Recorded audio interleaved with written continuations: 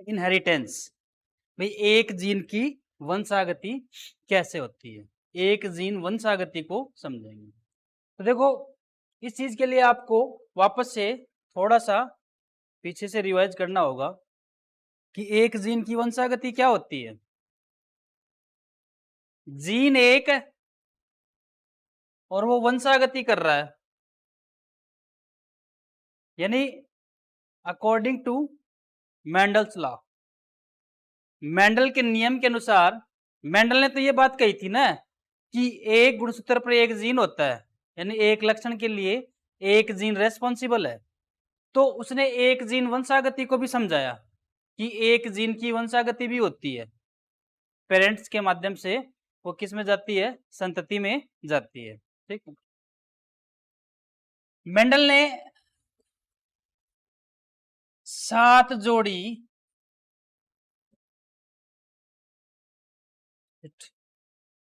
Cut करो, हटाओ इसको। जेनेटिक्स के चैप्टर को लेकर हम हमारा अगला टॉपिक देखते हैं, टूल्स एंड टेक्निक। किसकी बात करते हैं, टूल्स एंड टेक्निक। टूल्स और टेक्निक की अगर हम बात करें तो ये कोई स्पेशल टॉपिक नहीं है। जैसे एनसीईआरटी की बुक में आप देखोगे तो वो स्पेशल आपको टूल्स और टेक्निक का कोई टॉपिक नहीं मिलेगा। लेकिन ये होता है कि भाई मेंडल ने जब अपना संकरण का प्रयोग किया, कौन से प्रयोग किए, जिसको आप क्रॉस भी कह सकते हो, क्या कह सकते हो, क्रॉस भी कह सकते हो, यानी जो संकरण के जो प्रयोग किए उसके लिए उसने क्या टेक्निक्स अप्लाई की थी, उसने कौन सी तकनीक अप्लाई की थी। ठीक है भाई, उसके पास कोई बड़ी लैब तो थी नहीं, उसके पास कोई बड़ी लैब नहीं थी और ना कोई वो उत्तक संवर्धन करवा रहा था कि भाई इसका डीएनए निकाल के इसमें डाल दे। ठीक है, इसने मोटे तौर पर कौन सी टूल्स और टेक्निक अप्लाई की उस चीज को समझते हैं। तो इसने 2 तरीके अप्लाई किए थे, एक तो था विपुंसन और एक था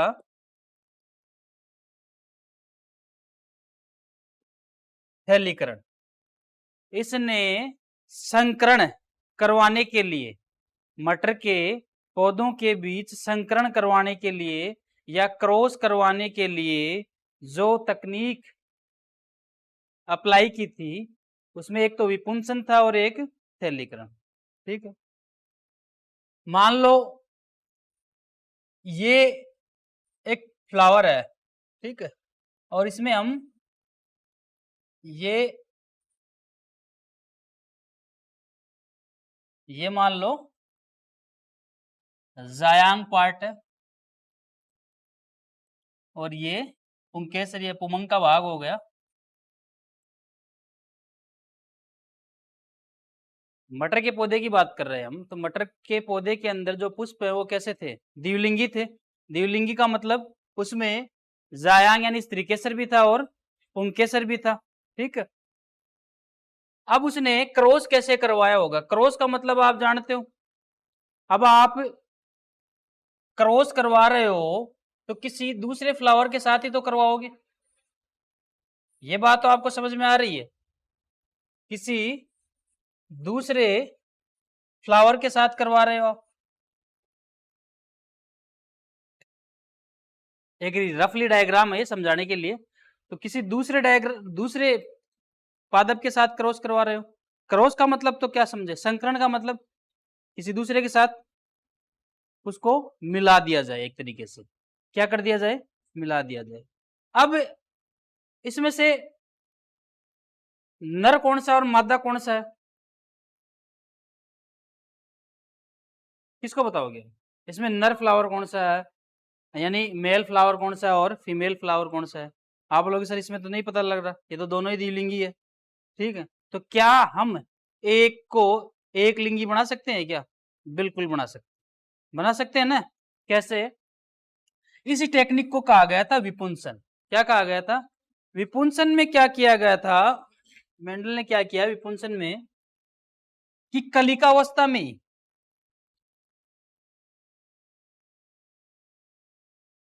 कौन सी अवस्था में,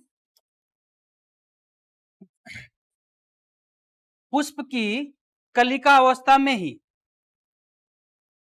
पुंकेसर को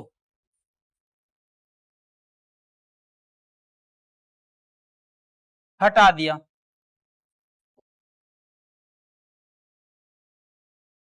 जितने भी पुंकेसर थे, पुमंग की एक इकाई को आप क्या कहते हो? पुंकेसर कहते हो ना। तो जितने भी पुंकेसर थे उनको उसने हटा दिया। कौन सी अवस्था में? कलिकावस्था में। अच्छा, कलिकावस्था का मतलब जब वो पूरी तरह से परिपक्व नहीं हुआ था। तो मान लो इसको हटा दिया, किसकी सहायता से? कैंची या चिमटी की सहायता से, छोटी कैंची या चिमटी की सहायता से काट दिया। तो आप यदि मटर का पादप देखते हो, उसके अंदर जो पुष्प देखते हो, तो आपको इस तरीके से पुंकेसर ऐसे कि भाई ऐसा नहीं है कि दिखेंगे नहीं, आसानी से पहचान में आ जाएंगे इस तरीके से और पुंकेसर। तो काट दिया इनको। जब इनको काट देते हैं सभी को, तो ये जो पुष्प है अब एक लिंगी हुआ कि नहीं हुआ? ये जो, हाँ, वापस नहीं आएंगे, परिपक्व होने के बाद वापस नहीं आएंगे। ये जो पुष्प है वो एक लिंगी हुआ कि नहीं हुआ? हो गया ना एक लिंगी। ठीक है, अब क्रॉस आसानी से करवाया जा सकता है। अब क्या किया, जो दूसरा फ्लावर था उसके पुंकेसर, पुंकेसर के शीर्ष पर क्या होता है भाई? पुंकेसर के शीर्ष पर क्या होता है?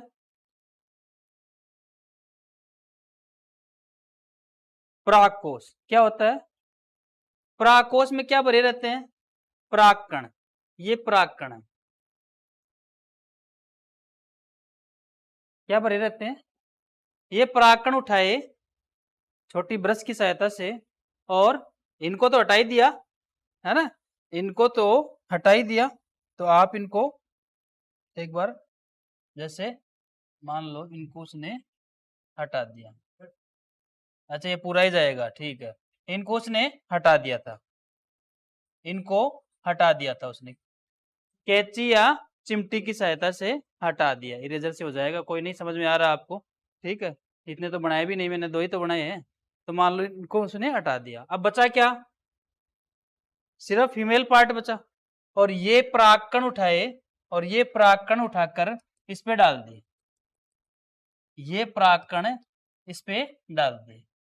डालने के बाद इसको थैली से ढक दिया। किससे ढक दिया? थैली से ढकना ही क्या कहलाएगा? थैलीकरण। ये बटर पेपर की थैली थी। कौन सी थी? बटर पेपर की। ठीक है, उसमें थोड़े सूक्ष्म छिद्र होते हैं ताकि वो अपना रेस्पिरेशन करता रहे। क्लियर? अब प्रश्न यहाँ पर ये आता है कि उसने थैली से क्यों ढका इसको, वैसे ही छोड़ देता? थैली से क्यों ढका इसने, वैसे ही छोड़ देता? बताओ। मान लो ये लंबा है और ये बोना है, तो उसको तो इच्छा अनुसार देखना था। अब मटर के पौधे और भी हैं, तो कहीं बाहर से कोई परागकण नहीं आ जाए, किसी कीट के जरिए आ जाए तो उसका प्रैक्टिकल तो फेल हो गया ना, तो इसलिए उसने बटर पेपर की थैली से ढक दिया। बिल्कुल कर सकते हैं, हम भी कर सकते हैं, बिल्कुल कर सकते हैं। और उसके बाद में ये पौधा ग्रो किया। क्या हुआ? ग्रो हुआ, और ग्रो होने के बाद एक कंडीशन में इसमें बीज बन गए। फल लगने के बाद क्या बन गए? बीज बन गए। इन बीजों को उसने उगाया, इन बीजों को उसने क्या किया? उगाया। उगने से जो पादप बने, उगने से जो पादप बने, उन पादपों को उसने कहा था पहली पीढ़ी। उन पादपों को उसने क्या कहा था? पहली पीढ़ी। तो ये बात आपको यहां पर समझ में आ जानी चाहिए। ठीक है, तो उसने क्या करवाया था? पर परागण करवाया था खुद की तरफ से, क्योंकि मटर का पौधा द्विलिंगी पौधा है, द्विलिंगी पुष्प होते हैं इसके अंदर, तो स्वपरागण भी वो कर ही लेता है। तो यहाँ पे उसने स्वपरागण को रोक दिया। कैसे रोका उसने स्वपरागण को? विपुंसन के जरिए। किसके जरिए? विपुंसन एक ऐसी प्रक्रिया है जिसमें कलिकावस्था में ही पुष्प के पुंकेसर को कैंची या चिमटी की सहायता से हटा दिया जाता है। तो एक लिंगी अवस्था आ गई। फिर उसने परागकण डाल दिए दूसरे, जिससे इच्छित परागकण डालने थे, और उसको बटर पेपर की थैली से ढक दिया। क्यों ढका? ताकि पर परागण नहीं हो सके, बाहर से कोई नहीं आ सके। ठीक है, और बटर पेपर की थैली से ढकने के बाद जब इसमें फल बने, बीज लगे, उनको उसने उगाया। टाइम तो लगा ही था। उसने उनको उगाया, उगाने के बाद जो पादप तैयार हुए, इन पादपों को उसने कौन सी पीढ़ी कहा? ये बात आपको याद रखनी है। क्या ये बात, ये थी उसकी टूल्स और टेक्निक। टूल्स मतलब क्या क्या औजार थे उसके पास, तो कोई बड़े औजारों की आवश्यकता नहीं हुई इसको। एक छोटी कैंची चाहिए थी, एक चिमटी चाहिए थी, एक ब्रश चाहिए थी, तो ये तो उसके औजार हो गए इसके, और टूल्स हो गए। और टेक्निक, ये उसकी तकनीक थी, विपुंसन और थैलीकरण। तो बात समझ में आ गई आपको?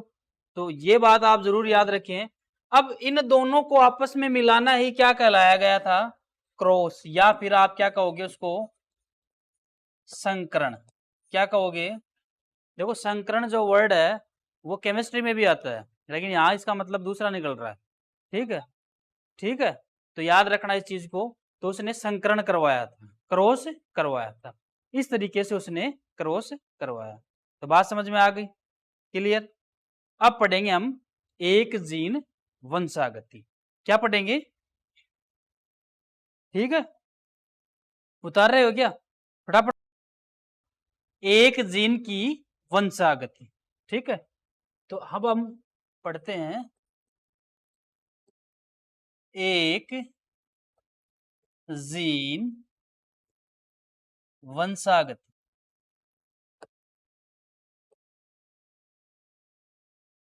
देखिए, इस बात को समझिए। वन जीन इनहेरिटेंस, मेंडल ने एक जीन की वंशागति, दो जीन की वंशागति, इन सभी चीजों को उसने समझाया था। ठीक है, जहां पर वो एक जोड़ी लक्षणों के लिए काम कर रहा था तो उसने बता दिया कि एक जीन की वंशागति हो रही है। दो जोड़ी लक्षण लिए थे तो उन्होंने बता दिया क्या? दो जीन की वंशागति। इसी प्रकार से उन्होंने monohybrid cross, dihybrid cross, polyhybrid cross, ठीक है, अलग अलग प्रकार से दिए थे। एक जीन की वंशागति में क्या समझोगे आप? कि मेंडल ने जो 7 जोड़ी लक्षण लिए थे ना,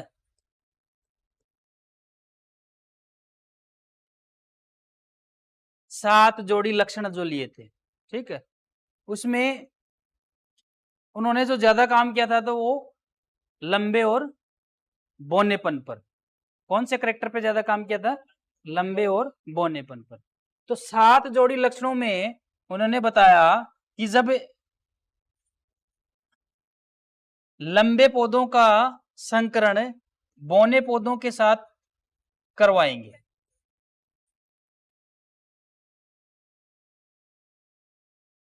लंबे पौधों का संकरण बौने पौधों के साथ करवाएंगे, तो उनसे जो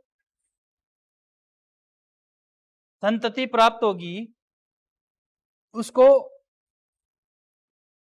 पहली पीढ़ी कहा गया। क्या कहा गया? इस पहली पीढ़ी को सिंबल के रूप में आप क्या लिखोगे? F1 generation. क्या लिखोगे? दूसरी पीढ़ी को F2, ठीक है, या फिर इसको फिलियल फर्स्ट प्रोजेनी भी कहा जाता है। क्या कहा जाता है? Filial first progeny. क्या कहा जाता है? तो इस पहली पीढ़ी को, अब बार बार में पहली पीढ़ी लिखें, पहली पीढ़ी लिखें, दूसरी पीढ़ी लिखें, ये काम बढ़ गया, ठीक है, और अध्ययन भी थोड़ा डिफिकल्ट हो गया। तो यहां पर उसने इन सिंबल को यूज किया। ठीक है, F1, F2, F3 जनरेशन। ठीक है, अब देखो क्या होता है।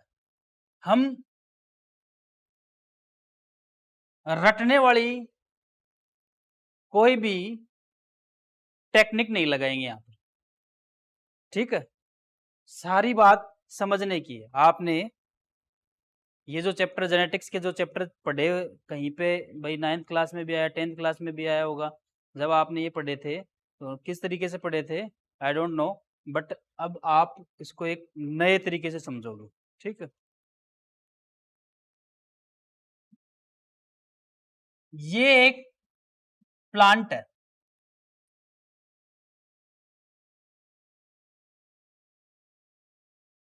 ये एक क्या है, और ये किसकी बात कर रहे हैं हम? मटर के पादप की। और ये जो प्लांट है वो लंबा है। एक प्लांट और है अपने पास,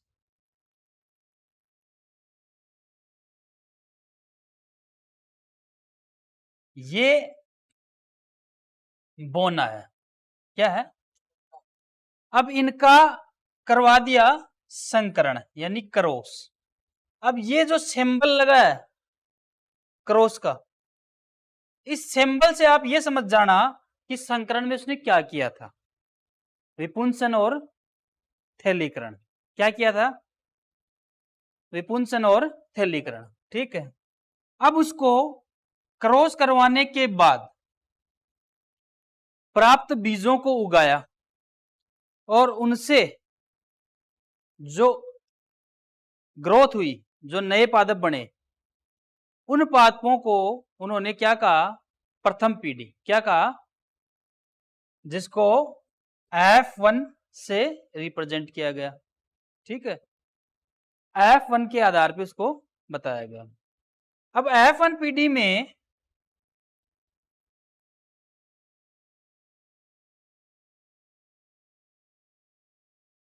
जितने भी प्लांट बने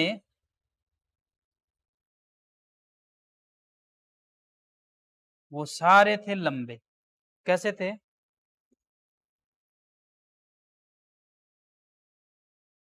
ठीक। F1 पीढ़ी में जितने भी पादप निकल कर आए वो सारे कैसे थे? लंबे। ठीक। अब वहां मतलब अब यहां पर मेंडल का जो दिमाग है वो कंफ्यूज हो गया, एक तरीके से चक्कर खा गया। कैसे? कि भाई मैंने लंबा भी लिया था और बोना भी लिया था, तो एक तो कम से कम बोना आना चाहिए था ना, कोई एक तो बोना आ जाता, लेकिन सारे उसको कैसे मिले? लंबे। समझ में आ रही है बात क्या कह रहा हूं? ठीक है।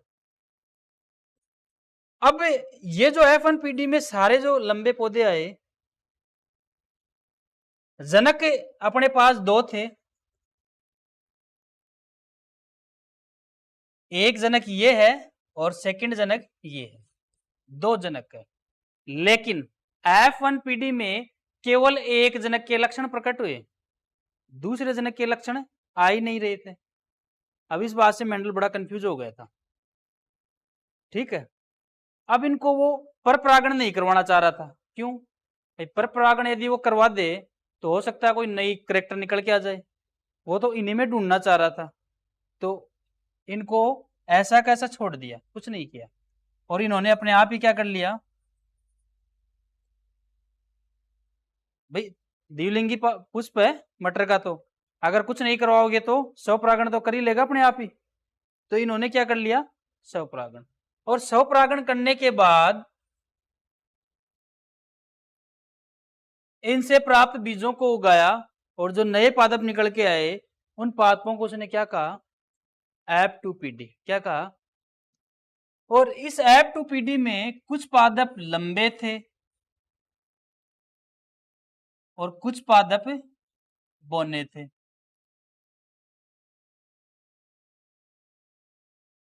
कुछ पादप लंबे थे और कुछ पादप बौने थे। समझ में आ गई बात? वापस से समझो।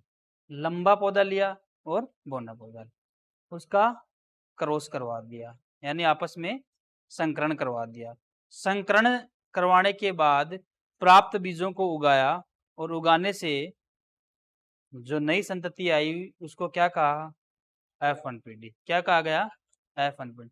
लेकिन F1 पीढ़ी में बात क्लियर नहीं हुई पूरी। क्यों? क्योंकि जनक कितने थे अपने पास? दो। लेकिन केवल एक जनक के लक्षण ही प्रकट हुए, दूसरे जनक के लक्षण आए ही नहीं। ठीक है। अब मेंडल ने यह सोचा कि दूसरे जनक के जो लक्षण नहीं आए, क्या इन्हीं के अंदर दूसरे जनक के लक्षण भी हैं क्या? तो अगर बाहर से डाल देंगे तो पता नहीं लगेगा, तो क्रॉस तो वापस करवाना नहीं है, इनको ऐसा ही छोड़ते हैं।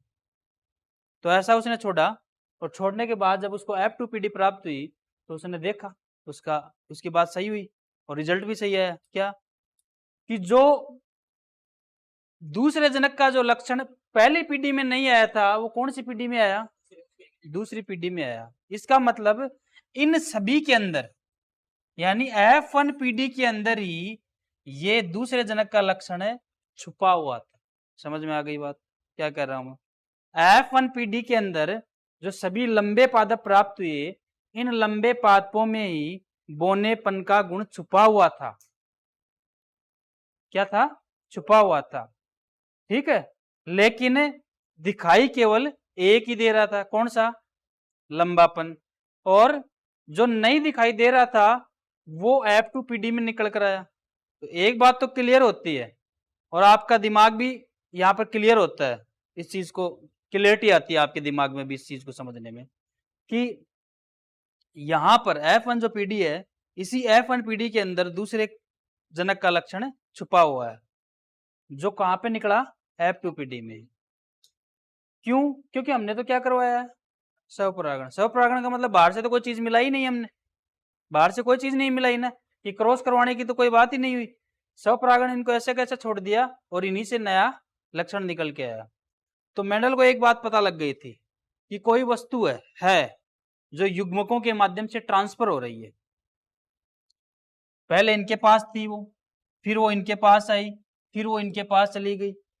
तो मेंडल को एक बात क्लियर हो गई कि कोई वस्तु है, मेंडल ने यही बात कही थी डायरेक्ट कि कोई वस्तु है जो युग्मकों के माध्यम से अगली पीढ़ी में ट्रांसफर होती है।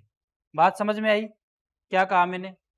मेंडल ने क्या कहा था कि कोई वस्तु है जो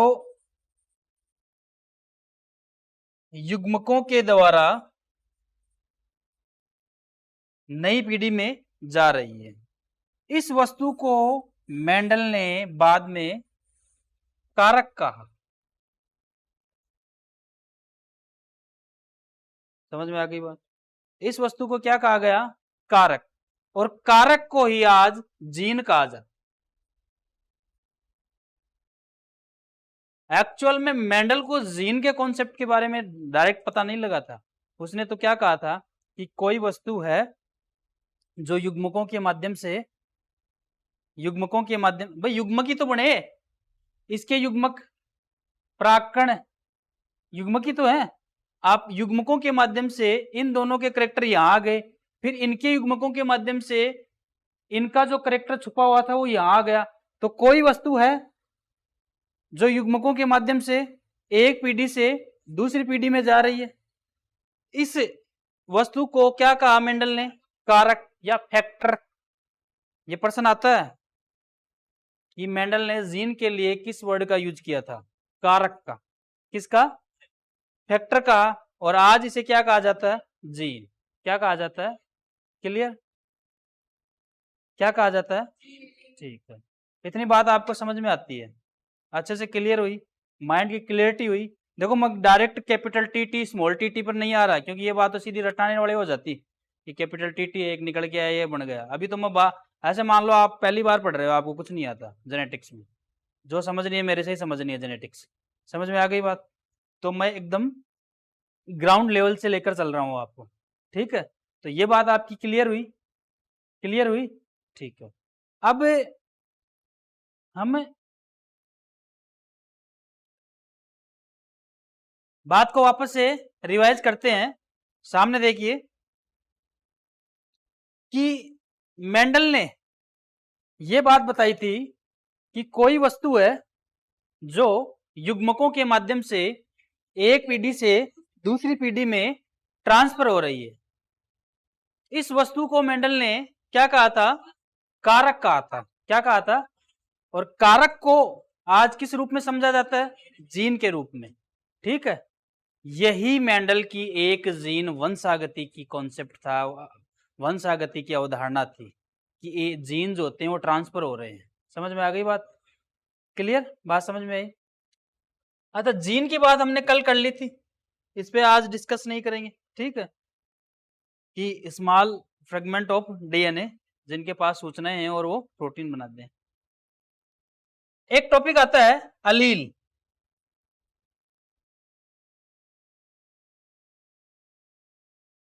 अलील क्या टॉपिक आता है? अलील। बहुत बार सुना होगा आपने, ठीक है। अलील का सीधा सा मतलब ये निकलता है कि जीनों के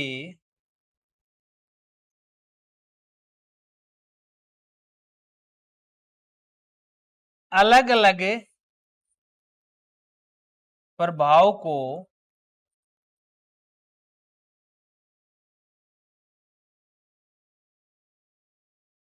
अलील कहते हैं। जीनों के अलग अलग प्रभाव को अलील कहते हैं। देखो इस बात को मैं समझाऊं।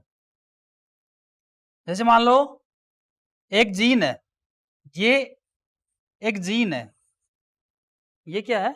एक जीन है, ठीक है। अच्छा, अलील वाली बात मेंडल ने नहीं बताई थी, क्योंकि मेंडल यदि अलील वाली बात बताता तो वो ये बात कहता ही नहीं कि स्वतंत्र अभिमन का नियम लागू होता है। कि उसने तो एक ही बात कह दी थी ना कि एक लक्षण के लिए एक ही जीन होता है। तो अलील वाली बात उससे तो निकल के आती ही नहीं, क्योंकि यहाँ पे जीन के अलग प्रभाव बताए जा रहे हैं, ठीक है। तो जैसे मान लो एक जीन है, ये जो बात है ये मेंडल ने नहीं बताई थी, अलील वाली बात, ठीक है। एक जीन है, ये जो जीन है शरीर में मान लो 3 काम कर रही है। जैसे एक तो ये ए जी ए जीन के रूप में, एक मान लो ये इस रूप में कर रही है, और एक मान लो ये इस रूप में कर रही है, ठीक है। 3 तरीके से काम कर रही है ये, ठीक है। एक काम ये कर रही है कि त्वचा के रंग का निर्धारण कर रही है। एक तो क्या कर रही है? त्वचा के रंग का निर्धारण कर रही है, स्किन कलर, ठीक है। एक ये आंखों के रंग का निर्धारण कर रही है, और एक ये बालों के रंग का निर्धारण कर रही है। तो एक ही जीन है, काम कितने किए इसने? 3 काम किए। इसलिए हम क्या कहेंगे? जीन के अलग अलग प्रभाव को अलील कहते हैं। क्या कहते हैं? जीनों के अलग अलग प्रभाव को अलील कहते हैं। अब आप बोलोगे इस जीन के कितने अलील है? तो आप बोलोगे 3 अलील है। समझ में आ गई बात? इस जीन के कितने अलील हुए? 3 अलील हुए, ठीक है। इस तरीके से अलील वाली बात आपको समझ में आनी चाहिए, ठीक है। आगे आगे हम बात करेंगे कि मोनोहाइब्रिड क्रॉस क्या होता है। यानी मोनोहाइब्रिड क्रॉस मतलब एक संकर संकरण, मोनोहाइब्रिड क्रॉस।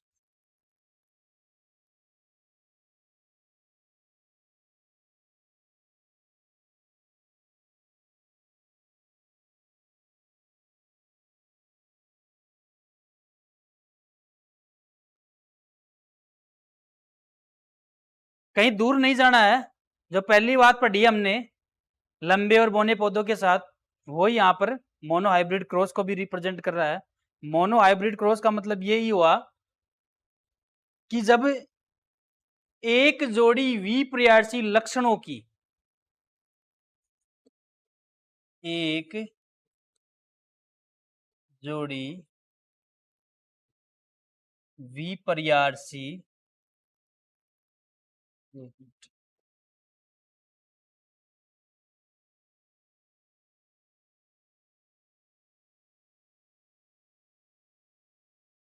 एक जोड़ी विपरीत विभेद वाले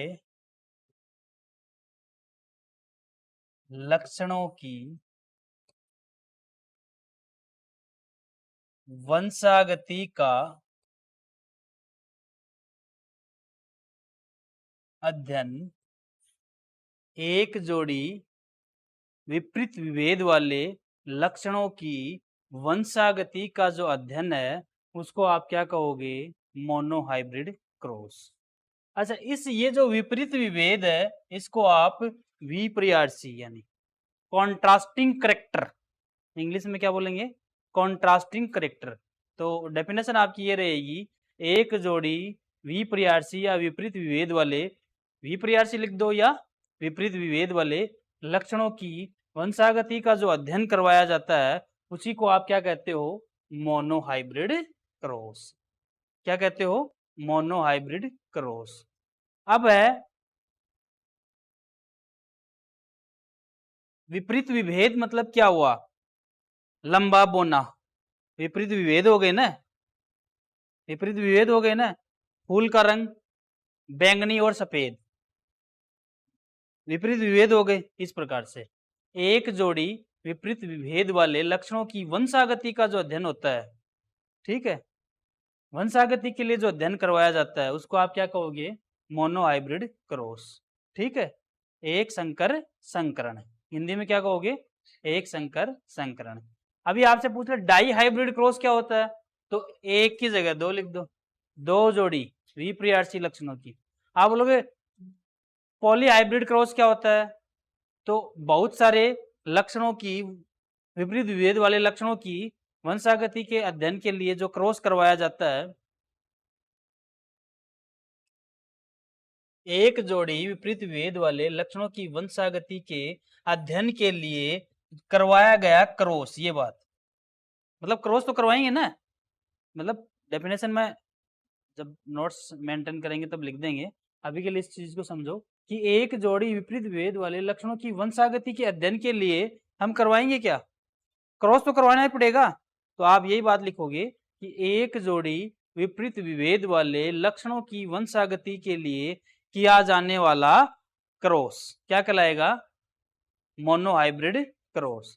तो इस बात को ज्यादा दूर जाकर ना समझे तो यही समझ लें कि हमें 7 करेक्टर में से एक करेक्टर के बारे में अभी अभी बात समझी कि भाई ये लंबा पौधा और ये बोना पौधा, इनका क्रॉस करवाया गया तो F1PD में केवल लंबे पौधे प्राप्त हुए। तो यहां पर यही बात है कि एक जोड़ी ली थी हमने करेक्टर, तो लंबा और बोना एक जोड़ी हो गई वाले लक्षणों की वंशागति देखनी है। वंशागति कहां तक देख सकते हो आप? F1PD तक देख सकते हो, F2PD तक देख सकते हो, F3PD तक देख सकते हो, F4PD तक देख सकते हो। जहां तक देखो वहां तक देखते जाओ, लेकिन रिजल्ट तो कहीं मिल जाता है आपको। F2PD आते ही आपको रिजल्ट मिल जाता है। तो एक जोड़ी विपरीत विभेद वाले लक्षणों की वंशागति के लिए, अब इनकी वंशागति अगर आपको देखनी है तो क्या करवाओ आप? क्रॉस करवाओ। अगर इनकी वंशागति आपको देखनी है तो क्या करवाओ? ठीक है, बाकी की बात वही, पहली पीढ़ी में दोनों जनक लिए गए थे, लेकिन पहली पीढ़ी में केवल एक जनक के लक्षण प्रकट हुए, दूसरे जनक के लक्षण नहीं आए थे। ठीक है, दूसरे जनक के लक्षण नहीं आए थे। लेकिन F2PD में जो लक्षण पहली पीढ़ी में नजर नहीं आ रहे थे, वो लक्षण कहाँ निकल कर आए थे? F2PD में नजर आए थे। ठीक है, तो क्लियर?